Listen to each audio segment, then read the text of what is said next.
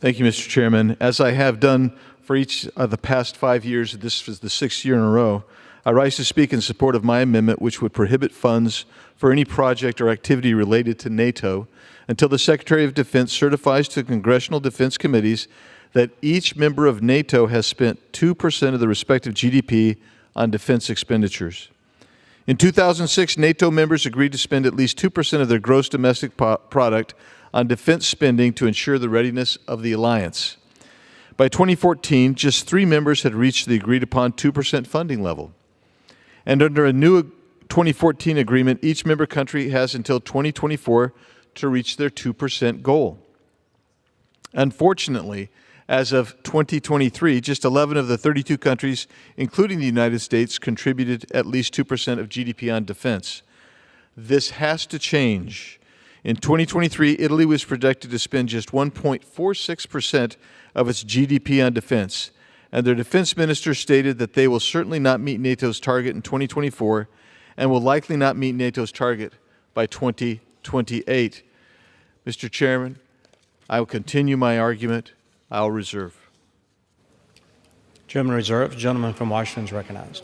I rise to claim the time in opposition to the amendment. Gentleman rises in opposition, recognized for 5 minutes. No, sorry, and I yield 1 minute to the gentleman, the chairman of the committee, Mr. Rogers from Alabama.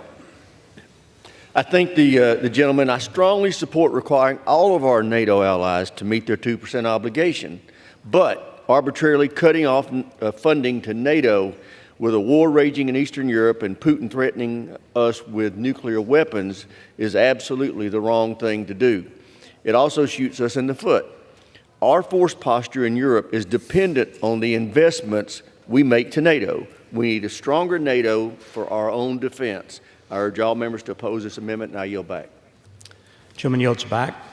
Gentleman reserve. Gentleman from Arizona is recognized. Thank you, Mr. Chairman. In 2023, Germany stepped back from its commitment to meeting NATO's target of spending 2%, going back on its 2022 commitment to invest more than 2% of the GDP into defense year after year. In 2024, that number is expected to grow, and about 2/3 of NATO member countries are expected to at least meet the 2% target. That would be great. Much of the growth that we've seen recently was due in large part to President Trump's push to our NATO allies to increase spending to meet the 2% standard. However, more work must be done to ensure NATO allies are paying their fair share. The U.S. continues to spend far more than its fair share and takes on the overwhelming responsibility of being the world's police. Reserve. Gentleman from Washington is recognized. Thank you, Mr. Chair. I now pleased to yield 45 seconds to the gentlewoman from Virginia, Ms. McClellan. Gentleman is recognized. Thank you, Mr. Chair.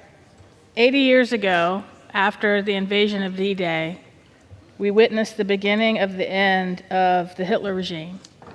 In the wake of World War II and its devastation, NATO was created in an effort to deter then Soviet expansionism, forbid the revival of nationalist militarism in Europe through a strong North American presence on the continent, and encourage European political integration. Given what is happening right now with the Russian invasion of Ukraine, now is not the time to say we are going to turn our back on or abandon NATO. We need to strengthen and recommit to our alliance. I yield back. Gentleman yields back. Gentleman reserves. Gentleman from Arizona is recognized. Thank you, Mr. Chairman. So we hear about Ukraine and we hear about NATO. We haven't even discussed China and other areas around the world that we have that are concerns. What is our number one threat? What is our number one threat? A whole series for 20 years we've been told it is our national debt. That's bipartisan leaders of military, of the Department of Defense. And so why do we end up carrying free riders? Why do we lead the way on everything? Because we're America. But let me tell you something. That can't endure. Why did the USSR go away? The USSR went away not because there was a coup or an uprising. It was a business enterprise that had to declare bankruptcy. That's why the USSR failed ultimately. And at $35 trillion in national debt, we have that danger as well. And we cannot afford to carry free riders indefinitely. I reserve. Gentleman reserves. Gentleman from Washington is recognized. Thank you, Mr. Chair. I now yield a minute and a half to the gentleman from Ohio, Mr. Turner. Gentleman from Ohio is recognized. Thank you, Mr. Chairman. I, too, want to thank Mr. Biggs for bringing this amendment to the floor. It is incredibly important that we have this debate. It's important because our European allies need to be listening to it. However, this amendment is misguided in its effect, and it's misguided because this is the National Defense Authorization Act. Any amendment to restrict our options and our operations is to our detriment. Now, the 2% target was advocated by the United States at the Wales NATO summit in 2014. At that time, only 3 countries met the requirement. This year, in 2024, 22 nations will be meeting the target, and 2 nations that just joined us in entering NATO, Finland and Sweden, came in already meeting that target. Now, I serve as the head of the U.S. delegation of the NATO Parliamentary Assembly and had an opportunity as past president to address the Warsaw Summit in NATO in 2016, and I made the exact point that Mr. Biggs is making. Europe must step up to the plate and hit its 2%. But we should not restrict our ability to have our operations with NATO. Currently, the Supreme Allied Commander is American. NATO doesn't do anything without the Americans leading. If there's a military exercise, it's the NATO U.S. commander who has decided that that operation will occur. To restrict our ability to operate under NATO is misguided, would affect our national defense. It would affect NATO intelligence operations and also all of our interoperability. Vote no on this amendment. Gentleman, time expired. Gentleman from Arizona is recognized. Gentleman reserves. Gentleman from Washington is recognized. Thank you, Mr. Chair. I now yield 45 seconds to the gentlewoman from Pennsylvania, Ms. Houlihan. The gentlewoman from Pennsylvania is recognized. Thank you very much for the opportunity to speak, and I rise in fervent opposition to this amendment. Just literally days after 100 of our colleagues returned from the beaches of Normandy, we're standing here debating the very purpose and existence of the alliance that made sure that we had the opportunity to observe the 80th anniversary. But perhaps more importantly, that observation was to remember the power of alliances and the consequences of our inaction and of our isolationism. Mr. Speaker, this amendment is unserious. This will not be passed, nor will it likely be signed into law, because it would catastrophically undermine and ruin our nation's leadership on the world stage.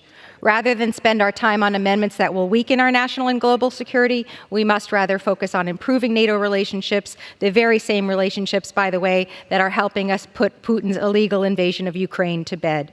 I urge my colleagues forcefully to oppose this amendment, and I yield back. The gentleman yields back. Gentleman reserves. The gentleman from Arizona is recognized. Reserved. Gentleman reserves. Gentleman from Washington. I believe we have the right to close, and I have 1 speaker remaining. The gentleman is correct. So we reserve for the vote. Gentleman from Arizona. Very good. Thank you. So if you want to strengthen NATO and you want to stop free riding, maybe you use leverage. Maybe use leverage. If you want to strengthen our country, maybe use the leverage to get your partners, who are supposed to be your partners, to start paying their share. The only reason that this is even improving is because the previous administration made that a big issue and made that demand. We should make that demand still. I reiterate, the #1 security threat that a long line of DOD officials have said is our national debt. At some point, you simply can't keep funding the military operations you want to fund. And if your partners aren't willing to pay their share, you don't strengthen them, you weaken us.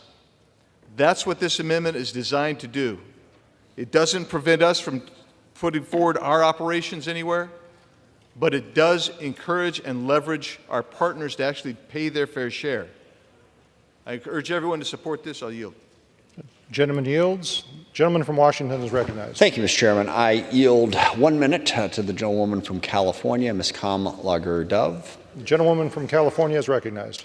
Thank you, Mr. Chair. I echo opposition to this amendment. As a member of the Transatlantic Legislators Dialogue and the Foreign Affairs Committee, I consistently encourage and push our NATO allies to get to the 2% goal on defense spending. It should be the floor. Nevertheless, this amendment looks to gut our support for NATO immediately and goes against what we, the United States, stands for. Just last week, we cut sessions short so that Democrats and Republicans could go to France to commemorate the 80th anniversary of D-Day. Planes, trains, and automobiles were used to get there. Why? Because D-Day is antithetical to isolationism and is a lasting example of a successful, important partnership with a core key member of NATO.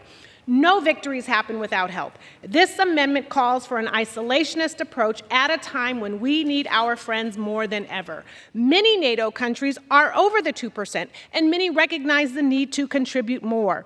This amendment gives Moscow what it wants, it gives China what it wants, and it gives the isolationist strain in the United States what it wants. History continues to show us that this approach does not work, it will not keep us safe, and it will not keep us free. I yield back. Gentleman yields back. Gentleman from Washington. I'm done. There's 30 seconds remaining. No, I didn't realize that. Sorry. Thank you. I think that was an excellent close. I will just urge opposition to this amendment for all the reasons that were stated by the previous speaker, and I will yield back. Thank you. Gentleman yields back. The